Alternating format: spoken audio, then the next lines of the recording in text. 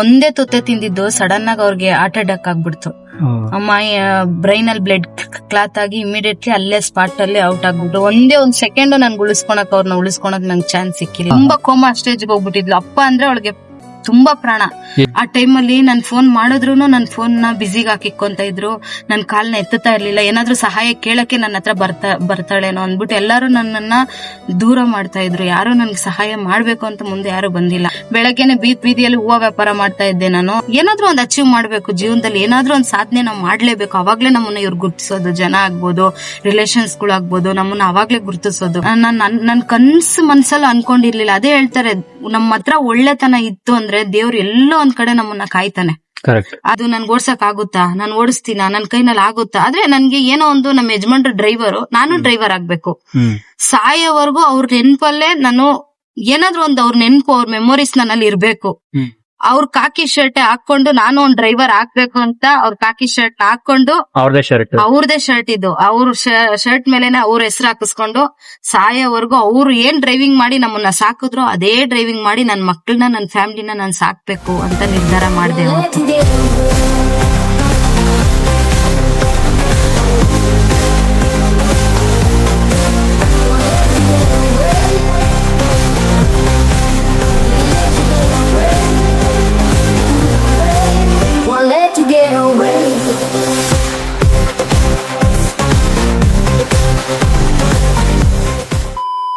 ಅಕ್ಕ, ನೀವು ಬೆಂಗಳೂರಲ್ಲಿ ಆಟೋ ಓಡಿಸ್ಕೊಂಡು ಜೀವನ ಮಾಡ್ತಾ ಇದ್ದೀರಾ.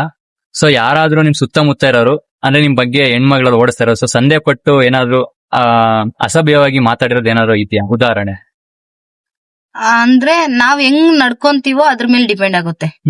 ನಾವು ಒಳ್ಳೆ ರೀತಿಯಲ್ಲಿ ವರ್ತನೆ ಮಾಡಿದಾಗ ಅವ್ರು ಒಳ್ಳೆ ರೀತಿಯಲ್ಲಿ ಇರ್ತಾರೆ. ನಾವು ಕೆಟ್ಟ ರೀತಿಯಲ್ಲಿ ನಾವು ಒಂಥರ ಕೆಟ್ಟದಾಗ ಮಾತಾಡಿದ್ರೆ ಅವರು ಕೆಟ್ಟದಾಗ ಇರ್ತಾರೆ. ನನಗ್ ಗೊತ್ತಿರೋವರೆಗೂ ಇವತ್ತವರೆಗೂ ಆತರ ಎಕ್ಸ್ಪೀರಿಯನ್ಸ್ ನನ್ಗೆ ಯಾವತ್ತೂ ಆಗಿಲ್ಲ. ಅಕ್ಕ, ಈ ಡ್ರೈವಿಂಗ್ ಫೀಲ್ಡ್ ಅಲ್ಲಿ ನಿಮಗೆ ಕಷ್ಟ ಅಂತ ಎಂದಾರು ಅನ್ಸಿದ್ಯಾ? ಯಾಕಂದ್ರೆ ಸಪೋಸ್ ಸಡನ್ ಎಲ್ಲ ಗಾಡಿ ಕೈ ಕೊಟ್ಟಾಗ ಆ ಟೈಮಲ್ಲಿ ಯಾವ ತರ ಬ್ಯಾಲೆನ್ಸ್ ಮಾಡ್ತೀರಾ? ನನ್ಗೆ ಈ ಡ್ರೈವಿಂಗ್ ಫೀಲ್ಡ್ ಅಲ್ಲಿ ಕಷ್ಟ ಅಂತ ಅನ್ಸಿದಂದ್ರೆ, ಒಂದಿನ ಹೊಸಕೋಟೆಗೆ ನಾನು ಲೋಡ್ ಹಾಕೊಂಡ್ ಹೋಗ್ಬಿಟ್ಟಿದೀನಿ. ಇದು ಮೋಟ್ರ ಗಾಡಿ ತುಂಬಾ ಅಂದ್ರೆ ತುಂಬಾ ಕೈ ಕೊಡುತ್ತೆ. ಮೋಟ್ರ ಗಾಡಿ ಚೆನ್ನಾಗಿಲ್ಲ ಇದು. ನನಗ್ ಗೊತ್ತಿರೋವರೆಗೂ ಹೊಸದ್ ತಗೊಂಡು ಒಂದ್ 3 ತಿಂಗಳಲ್ಲಿ NSC ಇತ್ತೆ ಹಿಂದೆ, ಅದೇ ಹೋಗ್ಬಿಟ್ಟಿತ್ತು. ಹೊಸಕೋಟೆಗೆ ಲೋಡ್ ಹಾಕೊಂಡ್ ಹೋಗಿದ್ದೀನಿ ನಾನು. ಆ ಟೈಮಲ್ಲಿ ಗಾಡಿ ಸಡನ್ ಆಗಿ ನಿಂತೋಗ್ಬಿಡ್ತು. ಒಂದ್ ಹಳ್ಳಿ ತರ ಇದೆ ಆ ಜಾಗ. ನಾನ್ ಏನ್ ಮಾಡ್ಬೇಕು ಅಂತ ಗೊತ್ತಿಲ್ಲ. ಅವಾಗ ನನ್ಗೆ ಫ್ರೆಂಡ್ಸ್ ಇದಾರೆ ನನ್ ಜೊತೆಲಿ, ನನ್ಗೆ ಟ್ರೈನಿಂಗ್ ಕೊಟ್ಟವ್ರು, ನನ್ ಜೊತೆಲಿ ಇರೋರು, ಈ ತರನೇ ಆಟೋ ಫೀಲ್ಡ್ ಅಲ್ಲಿ ಇರ್ತಾರಲ್ವಾ ಅಣ್ಣಂದಿರು. ನನ್ಗೆ ಒಳ್ಳೆ ರೀತಿಯಲ್ಲಿ ಒಂದ್ ತಂದೆ ಸ್ಥಾನದಲ್ಲಿ ಅಣ್ಣ ರಮೇಶ್ ಅಣ್ಣ ಅಂತ ಒಬ್ರಿದ್ದಾರೆ. ಅವರು ಒಂದ್ ದಿನ ಮೋಟರ್ ಶೋರೂಮ್ ಅಲ್ಲಿ ಏನೋ ರಿಪೇರಿಗೆ ಅಂತ ಹೋದಾಗ ನನಗ್ ಪರಿಚಯ ಆಗಿದ್ರು. ಆಮೇಲೆ ರಾಧಕ್ಕ ಅಂತ ಒಬ್ರಿದ್ದಾರೆ. ಅವರು ನನ್ಗೆ ಸ್ಟಾರ್ಟಿಂಗ್ ಅಲ್ಲಿ ನಮ್ ಗೇರ್ ಆಟೋದಲ್ಲಿ ಅವರು ಸ್ವಲ್ಪ ನನ್ ಟ್ರೈನಿಂಗ್ ಕೊಟ್ಟಿದ್ರು. ನಾನು ಆ ಟೈಮಲ್ಲಿ ಅಲ್ಲಿ ನಿಂತ್ಕೊಂಡ್ಬಿಟ್ಟಿದ್ದೆ. ಕಸ್ಟಮರ್ ಕೇರ್ ಫೋನ್ ಮಾಡ್ತಾ ಇದ್ದೀನಿ, ಎಲ್ಲಾರ್ಗು ಫೋನ್ ಮಾಡ್ತಾ ಇದೀನಿ, ಯಾರು ನನ್ಗೆ ರೆಸ್ಪಾನ್ಸೇ ಮಾಡಿಲ್ಲ. ನಾನು ಒಬ್ಳೆ ಹೆಂಗ್ಸು, ನನ್ಗೆ ಸಪೋರ್ಟ್ ಮಾಡೋರು ಹಿಂದೆ ಮುಂದೆ ಯಾರು ಇಲ್ಲ. ನನ್ ಏನ್ ಮಾಡ್ಬೇಕು ಅಂತ ನನ್ಗೆ ಅಳು ಬಂದ್ಬಿಡ್ತು ಫುಲ್ಲು. ಆ ಟೈಮಲ್ಲಿ ನನ್ ನೆನಪಾಗಿತ್ತು ನಮ್ ರಾಧಕ್ಕ, ನಮ್ ರಮೇಶ್ ಅಣ್ಣ. ನಾನು ಅವ್ರಿಗೆ ಕಾಲ್ ಮಾಡಿದಾಗ ಎಲ್ಲಿದ್ಯಮ್ಮ ಅಂತ ಕೇಳಿದ್ರು. ಅಣ್ಣ ಈ ತರ ಹೊಸಕೋಟೆಲಿ ಇದೀನಿ ಅಣ್ಣ, ಗಾಡಿ ನಿಂತೋಗ್ತಿದೆ, ಏನ್ ಮಾಡೋದು ಗೊತ್ತಿಲ್ಲ ಅಂದಾಗ ಲೊಕೇಶನ್ ಕಳ್ಸು ಅಂತ ಇಮಿಡಿಯೇಟ್ಲಿ ಬಂದ್ರು. ಈ ಕಾಲದಲ್ಲೂ ಅಂತವ್ರನ್ನ ನೋಡೋದು ತುಂಬಾ ರೇರು. ಆತರ ಯಾರು ಸಿಗಲ್ಲ. ತುಂಬಾ ಅಂದ್ರೆ ತುಂಬಾ ಒಂದು ತಂದೆ ತರ ನನ್ಗೆ ಅಡ್ವೈಸ್ ಮಾಡ್ತಾ ಇರ್ತಾರೆ, ಹಿಂಗಲ್ಲಮ್ಮ ಜೀವನ ಹಿಂಗಿರುತ್ತೆ, ಹಿಂಗಿರ್ಬೇಕು ಅಂತ. ನನ್ ಗಾಡಿ ಎಷ್ಟು ಸಲ ರಿಪೇರಿ ಆದ್ರೂನು, ಏನೇ ತೊಂದ್ರೆ ಆದ್ರೂನು ಬಂದು ಒಂದ್ ತಂದೆ ಸ್ಥಾನದಲ್ಲಿ ರೆಡಿ ಮಾಡ್ಕೊಟ್ಟು ಹೋಗ್ತಾರೆ. ರಾಧಕ್ಕನು ಅಷ್ಟೇ, ನೈಟ್ 1 ಗಂಟೆವರೆಗೂ ನನ್ಗೋಸ್ಕರ ಈ ಗಾಡಿ ನಿಂತಿರೋ ಗಾಡಿನ ಟ್ರೋಲ್ ಮಾಡ್ಕೊಂಡು ಅಲ್ಲಿಂದ ಗೊರಗುಂಟೆಪಾಳ್ಯ ಶೋರೂಮ್ ವರ್ಗು ತಗೊಬಂದ್ ಕೊಟ್ಟಿದ್ದಾರೆ. ಆತರ ಹೆಲ್ಪ್ ಮಾಡ್ತಾ ಇದ್ದಾರೆ. ಇವತ್ತು ಎಷ್ಟೋ ಜನ ದೊಡ್ಡ ಹೆಣ್ಮಕ್ಳು ದೊಡ್ಡ ಕನಸು ಕಂಡಿರ್ತಾರೆ, ಬಟ್ ಹೊರಗಡೆ ಬರೋ ಸವಾಲುಗಳಿಗೆ ಎದುರುಕೊಂಡು ಮನೇಲೆ ಒಳಗಡೆನೆ ಜೀವನ ಮಾಡ್ತಾ ಇರ್ತಾರೆ. ಸೊ ಅಂತ ಹೆಣ್ಮಕ್ಳಿಗೆ ಧೈರ್ಯವಾಗಿ ಒಂದು ಮಾತಾಡೋದಾದ್ರೆ ಏನ್ ಹೇಳಕ್ ಇಷ್ಟಪಡ್ತೀರಾ? ನಾವ್ ಹೆಣ್ಮಕ್ಳು ಯಾವತ್ತು ಸ್ಟ್ರಾಂಗು. ನಮ್ ಪರಿಸ್ಥಿತಿಗಳು, ನಮ್ ಕಷ್ಟಗಳು, ನಮ್ ನೋವುಗಳನ್ನ ನೋಡಿ ನಾವ್ ಕುಗ್ಗಿದ್ರೆ ಅದು ಇನ್ನೂ ನಮ್ಮನ್ನ ಕುಗ್ಸುತ್ತೆ. ನಾವ್ ಯಾವತ್ತು ಯಾವ್ದೇ ಕಾರಣಕ್ಕೂ ನಾವ್ ಕುಗ್ಗಬಾರ್ದು, ಎದ್ದಿ ನಿಲ್ಬೇಕು. ಹಂಗಂತ ಹೇಳ್ಬಿಟ್ಟು ಹಸ್ಬೆಂಡ್ ಇಲ್ಲ ಅಂತಾನೆ ನಾನು ಈ ಫೀಲ್ಡ್ ಬಂದೆ ಅಂತ ಹೇಳ್ಬೋದು. ಹಸ್ಬೆಂಡ್ ಇರೋರು ಎಷ್ಟೋ ಜನ ನೋವು ತಿಂತಾ ಇದಾರೆ. ಯಾರು ಈ ಕಾಲದಲ್ಲಿ ನನ್ನ ಪ್ರಕಾರ ನನಗ್ ಗೊತ್ತಿರೋ ಮಟ್ಟಿಗೆ ಹಸ್ಬೆಂಡ್ಗಳು ಸ್ವಲ್ಪ ಜನ ಮನೇಲಿ ಕುಡಿತಾರೆ, ಮತ್ತೆ ಸ್ವಲ್ಪ ಬೇರೆ ಇದ್ರಲ್ಲಿ ಇರ್ತಾರೆ, ಬೇರೆ ರೂಟ್ ಅಲ್ಲಿ ಇರ್ತಾರೆ. ಆತರ ಹೆಣ್ಮಕ್ಳು ಇರ್ತಾರೆ. ಒಂದೊಂದು ಹೆಣ್ಮಕ್ಳು ನನ್ ಪ್ಯಾಸೆಂಜರ್ ನನ್ನ ಹತ್ರ ಬಂದಿರೋ ಇದ್ರಲ್ಲಿ ಹೇಳ್ತಾರೆ, ಮ್ಯಾಮ್ ನೀವು ಇಷ್ಟು ಧೈರ್ಯವಾಗಿ ಇಲ್ಲ ಅಂತ ದುಃಖ ಪಡ್ತಾ ಇದೀರಾ, ನಾವ್ ಇದ್ದು ದುಃಖ ಪಡ್ತಾ ಇದೀವಿ, ಇದ್ರೂನು ನಮ್ಗೆ ದುಡ್ದು ಕೊಡಲ್ಲ, ಬೇರೆ ತರ ಇದ್ದಾರೆ, ತುಂಬಾ ನೋವಾಗುತ್ತೆ ಮ್ಯಾಮ್, ನೀವು ಓಡ್ಸೋದ್ ನೋಡಿದ್ರೆ ನಮ್ಗೆ ತುಂಬಾ ಖುಷಿ ಆಗುತ್ತೆ ಮ್ಯಾಮ್ ಅಂತ ಕರೀತಾರೆ, ರೆಸ್ಪೆಕ್ಟ್ ಕೊಡ್ತಾರೆ. ಆತರ ಮನೇಲಿ ಹಸ್ಬೆಂಡ್ ಇದ್ರೆ ಅಂತಲ್ಲ, ಇರೋರುನು ಎಷ್ಟೋ ಕಷ್ಟದಲ್ಲಿದ್ದಾರೆ. ಯಾವತ್ತೂ ಅಷ್ಟೇ ಯಾರ ಮೇಲೇನೋ ಯಾವ್ದೇ ಕಾರಣಕ್ಕೂ ಡಿಪೆಂಡ್ ಆಗ್ಬೇಡಿ. ಕರೆಕ್ಟ್. ನೀವು ಏನಾದ್ರೂ ಒಂದ್ ಸಾಧನೆ ಮಾಡಿ, ಹೆಣ್ಮಕ್ಳ ಕೈನಲ್ಲಿ ಖಂಡಿತ ಆಗುತ್ತೆ. ಜನ ನೋಡಿ, ರಿಲೇಶನ್ ನೋಡಿ, ಸಮುದಾಯನ ಎದುರ್ಕೊಳಕ್ ಹೋಗ್ಬೇಡಿ, ಆಗುತ್ತೆ. ಏನಾದ್ರೂ ಒಂದು ಲೈಫ್ ಅಲ್ಲಿ ನಿಮ್ಗೆ ಅಂತ ದೇವ್ರು ಪ್ರತಿ ಒಬ್ಬೊಬ್ರಿಗೂ ದೇವ್ರು ಒಂದೊಂದು ಟ್ಯಾಲೆಂಟ್ ನ ಕೊಟ್ಟಿರ್ತಾರೆ. ಯಾವ ಟ್ಯಾಲೆಂಟ್ ನಿಮ್ಮಲ್ಲಿ ಐತೆ ಅಂತ ನೀವೇ ಗುರ್ತಿಸ್ಕೋಬೇಕು. ಗುರ್ತಿಸ್ಕೊಂಡು ಎದ್ದೆ ಆಚೆ ಬರ್ಬೇಕು.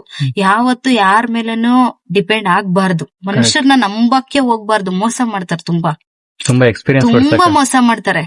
ಚೆನ್ನಾಗೇ ಇರ್ತಾರೆ, ಅವ್ರ ಟೈಮ್ ತಕ್ಕನಾಗ ನಮ್ಮನ್ನ ಯೂಸ್ ಮಾಡ್ಕೋತಾರೆ. ಫ್ರೆಂಡ್ಸೇ ಆಗಿರ್ಬೋದು, ಅಣ್ಣ ತಮ್ಮಂದಿರೇ ಆಗಿರ್ಬೋದು, ರಿಲೇಶನ್ ಆಗಿರ್ಬೋದು, ಯಾರೇ ಆಗಿರ್ಬೋದು, ಅವ್ರ ಸ್ವಾರ್ಥಕ್ಕೆ ನಮ್ಮನ್ನ ಉಪಯೋಗಿಸ್ಕೊಂತಾರೆ. ನಮಗೋಸ್ಕರ ಯಾರು ಬರಲ್ಲ, ನಮಗೆ ನಾವೇ ನಾವ್ ಸ್ಟ್ರಾಂಗ್ ಆಗಿರ್ಬೇಕು, ನಮಗೋಸ್ಕರ ನಾವು ಬದುಕ್ಬೇಕು, ಬೇರೆಯವ್ರಿಗೋಸ್ಕರ ಯಾವತ್ತೂ ಬದುಕ್ಬಾರ್ದು. ಆ ತರ ಯಾರಾದ್ರೂ ಏನಾದ್ರೂ ಕಷ್ಟದಲ್ಲಿ ನನ್ ಲೈಫ್ ಇಷ್ಟೇ ಮುಗ್ದೋಯ್ತು ಅಂತ ಯಾರಾದ್ರೂ ಲೇಡೀಸ್ ಗಳಿದ್ರೆ, ಮುಗ್ದಿಲ್ಲ, ಅದನ್ನ ನೀವು ರೀಓಪನ್ ಮಾಡ್ಬೇಕು, ಮುಂದೆ ಎದ್ದಿ ನಡಿಬೇಕು, ನಿಮ್ಮನ್ನ ನೀವು ಗುರ್ತಿಸ್ಬೇಕು. ನಿಮ್ಮನ್ನ ಆಗಲ್ಲ ಅಂತ ಕಡೆಗಣಿಸೋರ್ ಮುಂದೆ ನೀವ್ ಎದ್ದಿ ಚಾಲೆಂಜ್ ಆಗಿ ನಿಂತು ತೋರಿಸ್ಬೇಕು. ಸೂಪರ್ ಅಕ್ಕ. ಅಕ್ಕ, ಪ್ರತಿದಿನ ಎದ್ದು ಆಟೋ ಓಡಿಸೋದಕ್ಕೆ ನಿಮ್ ಮೋಟಿವೇಶನ್ ಆದ್ರೂ ಏನಕ್ಕ? ನನ್ಗೆ ಈ ಆಟೋ ಓಡಿಸೋದು ತುಂಬಾ ಖುಷಿ ಕೊಟ್ಟಿದೆ. ಮೋಟಿವೇಶನ್ ಏನಂದ್ರೆ, ಇವಾಗ ನಾನ್ ದುಡಿಬೇಕು. ಈಗ ನಾನ್ ಬೇರೆ ಕಡೆ ಕೆಲ್ಸಕ್ ಹೋದ್ರೆ ನನ್ಗೆ ಓದಿಲ್ಲ, ಏನು ನಾನು ಒಂದ್ ಗಾರ್ಮೆಂಟ್ಸ್ ಅಲ್ಲಿ ಕೆಲ್ಸಕ್ ಹೋದ್ರೆ ಅವ್ರ ಹತ್ರ ಗಾರ್ಮೆಂಟ್ಸ್ ಅಲ್ಲಿ ಕೆಲಸ ಮಾಡಿದೀನಿ ನಾನು, ಆಲ್ರೌಂಡ್ ಟೈಲರ್. ನಾಯಿ, ಕೋತಿ, ಗೂಬೆ ಅಂತಾರೆ, ಬೈತಾರೆ, ನಾನ್ ಬೈಸ್ಕೊಂಡಿದ್ದೀನಿ. ಪ್ರೊಡಕ್ಷನ್ ಕೊಡ್ಬೇಕು ಕರೆಕ್ಟ್ ಆಗಿ 1 hour ಅಲ್ಲಿ 100 ಪೀಸ್ ಪ್ರೊಡಕ್ಷನ್, 120-150 ಪೀಸ್ ಪ್ರೊಡಕ್ಷನ್ ಕೊಡ್ಬೇಕು. ವಾಶ್ರೂಮ್ ಹೋಗಕ್ಕೂ ನಮ್ ಟೈಮ್ ಕೊಡಲ್ಲ, ಅಷ್ಟು ಪ್ರೆಜರ್ ಇರುತ್ತೆ. ಗಾರ್ಮೆಂಟ್ಸ್ ಅಲ್ಲಿ ಕೆಲಸ ಮಾಡಿದೀನಿ ನಾನು.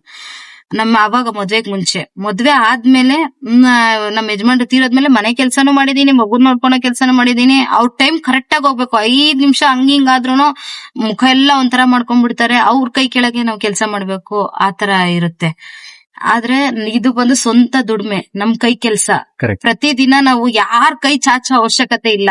ನಾವ್ ಅವತ್ತು ದುಡ್ದು ನಮ್ ದುಡ್ಮೆನ ನಾವ್ ನೋಡ್ಕೋಬಹುದು. ನಮ್ಗೆ ಏನ್ ಬೇಕೋ ಇದ್ರಲ್ಲಿ ದುಡ್ಕೋಬಹುದು. ಇದೊಂಥರ ನಮ್ಗೆ ದೇವ್ರಿದ್ದಂಗೆ ಈ ದುಡಿಮೆ, ಈ ಒಂದು ಕೆಲ್ಸ ನಮ್ಗೆ ದೇವ್ರ ತರ. ಯಾರ ಕೈ ಕೆಳಗೂ ಇಲ್ಲ, ನಾನ್ ಸ್ವಂತ ದುಡಿತಾ ಇದ್ದೀನಿ ಸಾಯೋವರೆಗೂ. ನನ್ ಸ್ವಂತ ಕೆಲ್ಸ, ಗೌರವ. ಯಾರ ಮೇಲೆ ಡಿಪೆಂಡ್ ಇಲ್ಲ. ನಾನು ದುಡಿತೀನಿ, ನಾನ್ ತಿಂತೀನಿ. ಯಾರ ಹತ್ರನೂ ಅನ್ನಿಸ್ಕೊಳಂಗಿಲ್ಲ, ಬೈಸ್ಕೊಳಂಗಿಲ್ಲ. ಯಾರ ಹತ್ರ ಹೋಗ್ಬಿಟ್ಟು ನಂಗೆ 10 ರೂಪಾಯಿ ಕೊಡಿ, ಕಷ್ಟ 500 ರೂಪಾಯಿ ಕೊಡಿ ಕೇಳಂಗಿಲ್ಲ. ಅವತ್ತು ದುಡಿಬೇಕಾ, 1-2 ರೌಂಡ್ 1-2-3 ಅವರ್ ಓಡಿಸಿದ್ರೆ 500 ರೂಪಾಯಿ ಬರುತ್ತೆ, ನಮ್ಗೆ ಸಾಕು. ಸೂಪರ್ ಅಕ್ಕ. ನಿಮ್ ಕಷ್ಟ ಸಮಯದಲ್ಲಿ ಯಾರು ಸಪೋರ್ಟ್ ಮಾಡಿದ್ರ? ನಮ್ ಕಷ್ಟ ಸಮಯದಲ್ಲಿ ಅಂದ್ರೆ ನನಗ್ ಸಪೋರ್ಟ್ ಅಂದ್ರೆ ಆತರ ನನ್ ಫ್ರೆಂಡ್ಸ್ಗಳನ್ನೂ ನಂಬಲ್ಲ ನಾನು. ಫ್ರೆಂಡ್ಸ್ ಅಲ್ಲಿ ನನಗ್ ತುಂಬಾ ಇಷ್ಟ ಆಗಿರೋದು ನನ್ನ ಆತ್ಮೀಯ ಫ್ರೆಂಡ್ಸ್ ಅಂದ್ರೆ, ನನ್ಗೆ ಸಹಾಯಕ್ಕಾಗ್ಲಿ, ಕಷ್ಟಕ್ಕಾಗ್ಲಿ, ದುಃಖಕ್ಕಾಗ್ಲಿ ಎಲ್ಲ ಟೈಮಲ್ಲಿ ನನಗ್ ಬರೋದು ನಮ್ ರಾಧಕ್ಕ ಅಂತ ಒಬ್ರಿದಾರೆ, ರಮೇಶ್ ಅಣ್ಣ ಅಂತ ಒಬ್ರಿದಾರೆ. ನಮ್ ಸಭೆಯವರು, ನಾವ್ ಕ್ರಿಶ್ಚಿಯನ್ಸ್, ಚರ್ಚಿಗೆ ಹೋಗ್ತಿವಿ. ನಮ್ ಸಭೆಯವರು ನಮ್ಗೆ ಎಂತ ಕಷ್ಟ ಬಂದ್ರೂನು, ಎಂತ ಸಮಯದಲ್ಲೂ ನಮ್ಗೆ ಸಪೋರ್ಟ್ ಆಗಿದ್ದಾರೆ. ಬೇರೆ ಇನ್ನೆಲ್ಲ ಸ್ವಾರ್ಥಕ್ಕೆ, ಅವ್ರವ್ರ ಸ್ವಾರ್ಥಕ್ಕೆ ಅವ್ರು ನಮ್ಮನ್ನ ಯೂಸ್ ಮಾಡ್ಕೊಂತಾರೆ. ಅವ್ರಿಗೆ ನಮ್ಮಿಂದ ಯೂಸ್ ಸಿಕ್ಕಿದ್ರೆ ಮಾತ್ರ ಅವ್ರು ಯೂಸ್ ಮಾಡ್ತಾರೆ, ಇಲ್ಲಾಂದ್ರೆ ಇಲ್ಲ. ಬೇಡ, ಯಾರು ಬೇಡ. ಅಕ್ಕ, ಈಗ ಯಾರು ಹೆಣ್ಮಕ್ಳು ನಾನು ಕೂಡ ನಿಮ್ ವಿಡಿಯೋ ನೋಡ್ತಾರೆ, ನಾನು ಕೂಡ ಡ್ರೈವರ್ ಫೀಲ್ಡ್ ಬರ್ಬೇಕು ಅಂತ ಆಸೆ ಪಡ್ತಾರೆ. ಸೊ ಡ್ರೈವಿಂಗ್ ಎಲ್ಲ ಎಲ್ಲಿ ಕಲ್ತ್ಕೊಳ್ಳೋದು, ಯಾವ ತರ ಶುರು ಮಾಡೋದು, ಸ್ಟೆಪ್ ಬೈ ಸ್ಟೆಪ್ ಒಂದ್ ಸ್ವಲ್ಪ ಇನ್ಫಾರ್ಮೇಶನ್ ಕೊಡ್ತೀರಾ? ಕಲಿಬೇಕು ಅಂತ ಇಂಟ್ರೆಸ್ಟ್ ಇದ್ರೆ ಏನಿಲ್ಲ, ನಮ್ಮ ಸಾರಥಿ ಟ್ರಸ್ಟ್ ಇಂದ ನಾನು ಕಲ್ತಿರೋದು. ಅದೇ ತರ ಬೇರೆ ಬೇರೆ ಕಡೆ ಎಲ್ಲ ಟ್ರೈನಿಂಗ್ ಕೊಡ್ತಾರಂತೆ, ನನಗ್ ಗೊತ್ತಿಲ್ಲ. ನನಗ್ ಕೊಟ್ಟಿರೋದೇ ನನ್ಗೆ ದೇವ್ರು ಅದೊಂದು ಇದು ಅಂದ್ರೆ, ನನ್ಗೆ ದೇವಸ್ಥಾನ ತರ ನಮ್ಮ ಸಾರಥಿ ಟ್ರಸ್ಟ್, CJB ಬ್ಯಾಕ್ ಕಂಪ್ನಿ. ನನಗ್ ಅಷ್ಟೇ ಗೊತ್ತು, ಅದೊಂದೇ ಗೊತ್ತು. ಅದ್ ಬಿಟ್ರೆ ನನಗ್ ಬೇರೆ ಇನ್ಯಾವ್ದು ಗೊತ್ತಿಲ್ಲ. ಕಲಿಬೇಕು ಅಂತ ಇದ್ರೆ ನಾನ್ ಬೇಕಾದ್ರೆ ನಮ್ ಮ್ಯಾಮ್ ದೇವಿಕಾ ಮ್ಯಾಮ್ ಇದಾರೆ, ನಮ್ ಸಂಪತ್ ಸರ್, ಇವರೆಲ್ಲ ಇದಾರೆ, ಮಾತಾಡ್ತೀನಿ. ಬೇಕಾದ್ರೆ ಅವ್ರ ನಂಬರ್ ಕೊಡ್ತೀನಿ, ನೀವು ಅವ್ರ ಹತ್ರ ಕೇಳಿ ಏನಾದ್ರು ಕಲಿಬಹುದು. ನನಗ್ ದಾರಿ ಅವರೇ ತೋರಿಸಿರೋದು. ಇವತ್ ನಾನು ಅನ್ನ ತಿಂತಾ ಇದೀನಿ ಅಂದ್ರೆ ಅದು ಅವರಿಂದಾನೆ. ಕಲಿಬಹುದು. ಕಲಿಯೋ ಅಂತ ಹೆಣ್ಮಕ್ಳು ಕಲೀರಿ, ಧೈರ್ಯವಾಗಿ ಮುಂದಕ್ಕೆ ಬನ್ನಿ. ಆಗುತ್ತಾ ಅಂದ್ರೆ ಯಾವ್ದು ಆಗಲ್ಲ, ಆಗುತ್ತೆ ಅಂದ್ರೆ ಎಲ್ಲಾನು ಆಗುತ್ತೆ. ಮಾಡಿ. ಸೂಪರ್. ಅಂದ್ರೆ ಏನೆಲ್ಲ ಡಾಕ್ಯುಮೆಂಟ್ಸ್ ಬೇಕಾಗುತ್ತಕ್ಕ ಇದಕ್ಕೆ? ಏನು ಬೇಡ, ಡ್ರೈವಿಂಗ್ ಕಲಿಯೋದಕ್ಕೆ ಸ್ಟಾರ್ಟಿಂಗ್ ಏನು ಬೇಡ. ನಾನು ಏನು ಡಾಕ್ಯುಮೆಂಟ್ ತಗೊಂಡೋಗಿಲ್ಲ. ಓದೆ 40 ದಿನ ಲೇಡೀಸ್ಗೆ ಟ್ರೈನಿಂಗ್ ಕೊಡ್ತಾರೆ. ಒಳ್ಳೆ ಟ್ರೈನಿಂಗ್ ಕೊಟ್ರು, ಒಳ್ಳೆ ಕ್ಲಾಸಸ್ ಕೊಟ್ರು, ಅವರೇ ಫ್ರೀ ಲೈಸೆನ್ಸ್ ಎಲ್ಲ ಮಾಡಿಸ್ಕೊಟ್ರು. ಮತ್ತೆ ನಮ್ಗೆ ಬಾಡಿಗೆ ಆಟೋ ತಗೊಂಡು ಓಡಿಸೋದಕ್ಕೂ ನಾವು ಬಡವರು ನಮ್ಗೆ ಆಗಲ್ಲ ಅಂದ್ರೆ ಅದಕ್ಕೂ ಸಪೋರ್ಟ್ ಮಾಡಿದ್ರು. ಏಕ್ದಮ್ ನಮ್ ಸ್ವಂತ ಆಟೋ ಅವ್ರು ಕೊಟ್ಟಿಲ್ಲ. ಫಸ್ಟ್ ನಾನ್ ಬಾಡಿಗೆ ಆಟೋನ ತಗೊಂಡ್ ಪರ್ಚೇಸ್ ಮಾಡ್ದೆ. ಅದ್ರಲ್ಲಿ ನಾನ್ ದಿನ ದುಡ್ದು ಅರ್ನ್ ಮಾಡಿ ಅವ್ರಿಗೆ ತೋರಿಸ್ತಾ ಇದ್ದೆ. ಇದ್ರಲ್ಲಿ ರಾಪಿಡೋ, ಓಲಾ, ಊಬರ್ ಮಾಡಿ ನಾನು ಇಷ್ಟು ದುಡಿತಾ ಇದ್ದೀನಿ ಮ್ಯಾಮ್. ಅಂದ್ರೆ ಇದಿಷ್ಟು ದುಡಿಯೋದ್ರಲ್ಲಿ ನನ್ ಮನೆಗೆ ಇಷ್ಟ ಹೋಗುತ್ತೆ. ಇದಕ್ಕೆ ನಾನು 300 ರೂಪಾಯಿ ನಾನು ಬಾಡಿಗೆನೆ ಕಟ್ಟಬೇಕು. ಅದೇ 300 ರೂಪಾಯಿ ನಾನು ಉಳ್ಕೊಂಡ್ರೆ ನನ್ ಮಕ್ಳಿಗೆ ಫೀಸ್ಗೆ ಎತ್ತಿಕ್ತೀನಿ, ನನ್ ಸಹಾಯ ಮಾಡಿ ಅಂತ ನಾನು ಕೇಳ್ದೆ. ಅದೇ ತರ ಬಾಡಿಗೆ ಆಟೋ ಸ್ಟಾರ್ಟಿಂಗ್ ಅಲ್ಲಿ 1 3 ತಿಂಗಳು ಬಾಡಿಗೆ ಆಟೋ ಓಡಿಸಿ ಆಮೇಲೆ ಅವ್ರ ಹತ್ರ ಮಾತಾಡಿ ನನ್ಗೆ ಫ್ರೀ ಆಟೋ ಬರೋ ತರ ಸಹಾಯ ಮಾಡಿದ್ರು. ಅಕ್ಕ, ಪ್ರತಿಯೊಬ್ಬ ವ್ಯಕ್ತಿಗೂ ಚಿಕ್ಕ ವಯಸ್ಸಲ್ಲಿ ಒಂದು ಕನಸು ಅಂತ ಇರುತ್ತೆ. ಸೊ ನೀವು ಚಿಕ್ಕ ವಯಸ್ಸಲ್ಲಿ ನಿಮ್ ಮುಂದೆ ದೊಡ್ಡವರಾದಾಗ ಏನ್ ಆಗ್ಬೇಕು ಅಂತ ಆಸೆ ಪಟ್ಟಿದ್ರಿ? ಏನ್ ಕನಸು ಕಂಡಿದ್ರಿ? ನನಗ್ ಬಂದು ಚಿಕ್ಕ ಏಜ್ ನಲ್ಲೇನೆ ನಾನು ನಮ್ಮ ಅಪ್ಪನ್ ಕಳ್ಕೊಬಿಟ್ಟೆ. ನಾನು ಓದ್ಬೇಕು, ಚೆನ್ನಾಗಿರ್ಬೇಕು. ಇವಾಗ ತಂದೆ ತಾಯಿ ಇಬ್ರು ಇದ್ದು ಓದ್ಸಿದ್ರೆ ಅದೊಂಥರ ಲೈಫ್, ಫ್ಯಾಮಿಲಿ ಚೆನ್ನಾಗಿರೋದು. ಚಿಕ್ಕ ಏಜ್ ನಲ್ಲೇ ತಂದೆನ್ ಕಳ್ಕೊಂಡ್ಬಿಟ್ಟೆ. ಅಣ್ಣಂದಿರೆಲ್ಲ ಹಾಸ್ಟೆಲ್ಗೆ ಹೋಗ್ಬಿಟ್ರು. ಅಮ್ಮ ಒಬ್ರೇ ಗಾರ್ಮೆಂಟ್ಸ್ ಅಲ್ಲಿ ಕೆಲ್ಸಕ್ಕೆ ಹೋಗೋರು. ಅಮ್ಮನ್ ಜೊತೆ ನಾನು ಇದ್ದೆ. ನನ್ಗೆ ಆತರ ಒಂದ್ ದೊಡ್ಡದಾಗಿ ನಾನು ಏನಾದ್ರೂ ಒಂದ್ ಸಾಧನೆ ಮಾಡ್ಬೇಕು, ಅಚೀವ್ ಮಾಡ್ಬೇಕು, ಈ ತರ ಆಗ್ಬೇಕು, ಆ ತರ ಆಗ್ಬೇಕು ಏನೂ ಇರ್ಲಿಲ್ಲ ನನ್ಗೆ. ನಮ್ಮ ಅಮ್ಮನ್ ಜೊತೆಲಿ ಇರ್ಬೇಕು, ಅವ್ರನ್ನ ಚೆನ್ನಾಗ್ ನೋಡ್ಕೋಬೇಕು, ಇಷ್ಟೇ ಇದ್ದಿದ್ದು. ನನ್ಗೆ ಆತರ ಗ್ರೋಲ್ ಏನು ಇರ್ಲಿಲ್ಲ. ಯಾಕಂದ್ರೆ ನನ್ ಚಿಕ್ಕ ಏಜ್ ನಲ್ಲೇ ನನ್ ತಂದೆನ್ ಕಳ್ಕೊಂಡಿರೋದ್ರಿಂದ ನನ್ಗೆ ಆ ನೋವ್ನಲ್ಲಿ ನನ್ಗೆ ಯಾವ್ದು ಓದೋದ್ರ ಕಡೆ ಕೂಡ ನಾನು ಇಂಟ್ರೆಸ್ಟ್ ಕೊಟ್ಟಿಲ್ಲ, ಓದ್ಸಿಲ್ಲ. ನಾನ್ ಕೆಲ್ಸ ಮಾಡ್ಬೇಕು, ದುಡಿಬೇಕು, ನಮ್ಮ ಅಮ್ಮನ್ಗೆ ಹೆಲ್ಪ್ ಮಾಡ್ಬೇಕು, ಅಷ್ಟೇ ನನ್ ಮೈಂಡ್ ಅಲ್ಲಿ ಇದ್ದಿದ್ದು. ಅಕ್ಕ, ಪ್ರೆಸೆಂಟ್ ಲೈಫ್ ಇಂದ ಮುಂದೆ ಒಂದ್ 5 ವರ್ಷ ಮುಂದೆ ನಾನು ಈ ತರ ಒಂದ್ ಸ್ಥಾನದಲ್ಲಿ ಇರ್ಬೇಕು ಅಂತ ಅಂದ್ರೆ ಯಾವ ಸ್ಥಾನದಲ್ಲಿ ನೀವು ಇರೋದಕ್ಕೆ ಇಷ್ಟಪಡ್ತೀರಾ? ಅಂದ್ರೆ ನನ್ಗೆ ತುಂಬಾ ಆಸೆ ನನ್ ಕಾರ್ ಕಲಿಬೇಕು ಅಂತ. ನಾನು ಆಟೋ ಕಲ್ತಿದ್ದೀನಿ. ಅಮ್ಮನೂ ಅಷ್ಟೇ, ನೀನು ನಮ್ಮ ಯಜಮಾನ್ ಹೆಸರು ಶಿವರಾಜು, ಶಿವು ಶರ್ಟ್ ಹಾಕೊಂಡು ನೀನ್ ಡ್ರೈವರ್ ಆಗ್ಬೇಕು ಅಂತ ಹೇಳಿದ್ರು. ಅಮ್ಮಗ ಆಸೆ, ನೀನು ಆಟೋ ಓಡಿಸ್ತಾ ಇದ್ಯಾ, ನೀನು ಬೈಕ್ ಎತ್ಕೊಂಡು ಸ್ಕೂಟಿ ತಗೊಂಡು ಮೈನ್ ರೋಡ್ಗೆ ಹೋಗಕ್ ಎದ್ರುಕೊಂಡವಳು, ಇವತ್ತು ಆಟೋ ಓಡ್ಸಕ್ ಬರಲ್ಲಪ್ಪ, ನನ್ಗಾಗಲ್ಲಪ್ಪ ಅಂತ ಎದ್ರುಕೊಂತ ಇದ್ದೆ. ಧೈರ್ಯವಾಗಿ ಆಟೋ ಓಡಿಸ್ತಾ ಇದ್ಯಾ, ನೀನ್ ಕಾರು ಓಡಿಸ್ಬೇಕು. ಅವಾಗ ಬಸ್ಸಲ್ಲಿ ಹೋಗಕ್ ಕಷ್ಟ ಪಡ್ತಾ ಇದ್ವಿ ನಾವು. ಬಸ್ಸಲ್ಲಿ, ಸ್ಕೂಟಿಯಲ್ಲಿ ಮಕ್ಳನ್ನಿಬ್ಬರನ್ನೇ ಕುಂಡ್ರಿಸ್ಕೊಳಕ್ ಆಗೋದು. ಅಂದ್ರೆ ನನ್ಗೊಂದ್ ಆಸೆ, ನಮ್ಮ ಅಮ್ಮನ ಆಟೋದಲ್ಲಿ ರಾಣಿ ತರ ಕುಂಡ್ರಿಸ್ಕೊಂಡು ಓಡಾಡ್ಸ್ಬೇಕು ಅಂತ ನನ್ಗೆ ಆಸೆ ಇತ್ತು. ಅದೇ ತರ ನಾನು ಆಟೋ ತಗೊಂಡು ಓಡಿಸುವಾಗ ನಮ್ಮ ಅಮ್ಮನ್ ಇನ್ನೊಂದ್ ಆಸೆ, ನೀನ್ ಕಾರ್ ಕಲ್ತ್ಕೊಬೇಕು ಅಂತ ನಮ್ಮ ಅಮ್ಮನ್ ತುಂಬಾ ಆಸೆ. ಅದೇ ತರ ನನ್ಗೂ ಒಂದ್ ಆಸೆ, ಕಾರು ಕಲಿಬೇಕು ಅಂತ ಆಸೆ. ಆದ್ರೆ ಅದ್ ಹೆಂಗ್ ಕಲಿಯೋದು, ಏನ್ ಮಾಡೋದು ಏನು ಗೊತ್ತಿಲ್ಲ. ಅಂದ್ರೆ ನನ್ಗೆ ಇಷ್ಟ ಕಲಿಬೇಕು ಅಂತ. ಚೆನ್ನಾಗಿ ಇನ್ನು ಇದಕ್ಕಿಂತನೂ ಇನ್ನೂ ಚೆನ್ನಾಗಿ ಇಂಪ್ರೂವ್ ಆಗ್ಬೇಕು. ಆದಷ್ಟು ಬೇಗ ಕಾರ್ ಕೂಡ ಕಲೀರಿ, ಒಂದ್ ಒಳ್ಳೆ ಕಾರು ಕೂಡ ತಗೊಳ್ಳಿ ಅಕ್ಕ. ಅಕ್ಕ, ನೀವು ಹೊರಗಡೆ ಬರ್ತಕ್ಕಂಥ ಸವಾಲುಗಳನ್ನ ಎದುರಿಸ್ತಾ ಇರೋದ್ರಿಂದ ಒಂದ್ ಕ್ವಶನ್ ಕೇಳ್ತೀನಿ. ಗಂಡ್ಮಕ್ಳು ಜೀವನ ಹೊರಗಡೆ ಅಷ್ಟು ಸುಲಭ ಇದೆಯಾ ಅಕ್ಕ? ಸುಲಭ ಇದೆ ಅಂತ ಹೇಳಕ್ ಆಗಲ್ಲ. ಗಂಡಸರು ತುಂಬಾ ಕಷ್ಟನ, ನೋವನ್ನ ತುಂಬಾ ಫೇಸ್ ಮಾಡ್ತಾರ. ಅವರು ತುಂಬಾ ಅಂದ್ರೆ ತುಂಬಾ ಫೇಸ್ ಮಾಡ್ತಾರೆ. ಇವಾಗ ನನ್ನ ಆಟೋ ಇದ್ರ ಪ್ರಕಾರ ನಾನು ಇವಾಗ ನಾವ್ ಆಟೋ ಫೀಲ್ಡ್ ಬಂದ ಮೇಲೆನೆ ಆಟೋ ಫೀಲ್ಡ್ ಇಷ್ಟ ಕಷ್ಟ ಇರುತ್ತೆ ಅನ್ನೋದೇ ನಮಗ್ ಗೊತ್ತಾಗಿರೋದು. ಮನೇಲಿ ಇರುವಾಗ ನಮ್ಗ್ ಗೊತ್ತಿರ್ಲಿಲ್ಲ. ಒಂಥರ ಆಟೋದವ್ರನ್ನ ಬೈಕೊಂತ ಇದ್ವಿ. ಅವ್ರ ಏನಾದ್ರೂ ಜಾಸ್ತಿ ದುಡ್ಡು ಕೇಳಿದ್ರೆ, ಆಟೋಗೆಲ್ಲ ನಾವ್ ಹೋಗ್ಬೇಕು ಅಂತ ಹೇಳಿದ್ರೆ ಜಾಸ್ತಿ ಅಮೌಂಟ್ ಕೇಳೋರು. ಅಂದ್ರೆ ಅವ್ರ ಕಷ್ಟನೂ ತುಂಬಾ ಇರುತ್ತೆ. ಅವ್ರ ಮಕ್ಳನ್ನ ಓದ್ಸೋಕೆ, ಅವ್ರ ಫ್ಯಾಮಿಲಿನ ನಡ್ಸೋದಕ್ಕೆ, ಅಣ್ಣಂದಿರಾಗ್ಬೋದು, ತಮ್ಮಂದಿರಾಗ್ಬೋದು, ಯಾರೇ ಆಗಿರ್ಬೋದು, ತುಂಬಾ ಕಷ್ಟ ಪಡ್ತಾರೆ. ನೈಟ್ ಎಲ್ಲ ನಿದ್ದೆಗೆಟ್ಟು ಗಾಡಿ ಓಡಿಸ್ತಾರೆ. ಎಷ್ಟೆಷ್ಟೋ ದೂರ ಲಾಂಗ್ ಡ್ರೈವ್ ಹೋಗ್ತಾರೆ. ಎಷ್ಟೆಷ್ಟೋ ಕಷ್ಟಗಳನ್ನ ಫೇಸ್ ಮಾಡ್ತಾರೆ ಅವ್ರ ಕುಟುಂಬನ ಸಾಕೋದಕ್ಕೋಸ್ಕರ. ನನಗ್ ಗೊತ್ತಿರೋವರೆಗೂ ಆಟೋ ಫೀಲ್ಡ್ ಅಲ್ಲಿ ಗಂಡಸರು ಪಡೋ ಅಂತ ಕಷ್ಟಗಳು ನೋಡಿದೀನಿ ನಾನು. ಊಟನ ಎಲ್ಲಿ ಸಿಗುತ್ತೋ ಪಾಪ ಟೈಮಿಂಗ್ಸ್ ಕರೆಕ್ಟ್ ಆಗಿ ತಿನ್ನಕ್ಕಾಗಲ್ಲ, ಬುಕಿಂಗ್ ಆಗ್ತಾ ಇರುತ್ತೆ. ಇವಾಗ ಊಟ ಮಾಡ್ತಾ ಇರೋ ಟೈಮಲ್ಲೇ ಒಳ್ಳೆ ಒಂದ್ ಆರ್ಡರ್ ಸಿಕ್ಬಿಟ್ರೆ ಆ ಊಟ ಅಲ್ಲೇ ಬಿಟ್ಬಿಡ್ತಾರೆ. ನಿದ್ದೆ ಇರಲ್ಲ. ಅವ್ರು ನೈಟು ಹಗ್ಲು ತುಂಬಾ ಕಷ್ಟಪಟ್ಟು ದುಡಿತಾರೆ. ಗಂಡ್ಮಕ್ಳು ತುಂಬಾನೇ ಒಂದು ಒಳ್ಳೆ ಶ್ರಮಜೀವಿ ಅವರು. ಸೊ ಪರ್ಸನಲ್ ಕ್ವಶನ್ ಕೇಳ್ತೀನಿ, ಬೇಜಾರಾಗ್ಬೇಡಿ. ಅಕ್ಕ, ಇವತ್ತು ಯಾಕೆ ಹೆಣ್ಮಕ್ಳು ಲಾಯಲ್ ಆಗಿರೋ ಹುಡುಗರ್ಗೆ ಜಾಸ್ತಿ ಇಷ್ಟ ಪಡೋದಿಲ್ಲ, ಮೋಸ ಮಾಡೋದೇ ಜಾಸ್ತಿ? ನಾನ್ ಹೇಳ್ತೀನಿ ಇದಕ್ಕೆ ಆನ್ಸರ್ ನಾನೇನ್ ಕೊಡ್ತೀನಿ ಅಂದ್ರೆ, ಗಂಡಸರು ನಿಯತ್ತಾಗಿ ಪ್ರೀತಿ ಮಾಡೋರು ಇರ್ತಾರೆ, ಹೆಣ್ಮಕ್ಳು ಅದಕ್ಕಿಂತಾನು ಪ್ರೀತಿ ಮಾಡೋರು ಇರ್ತಾರೆ. ಯಾಕಂದ್ರೆ ನನ್ ಲವ್ ಮ್ಯಾರೇಜ್.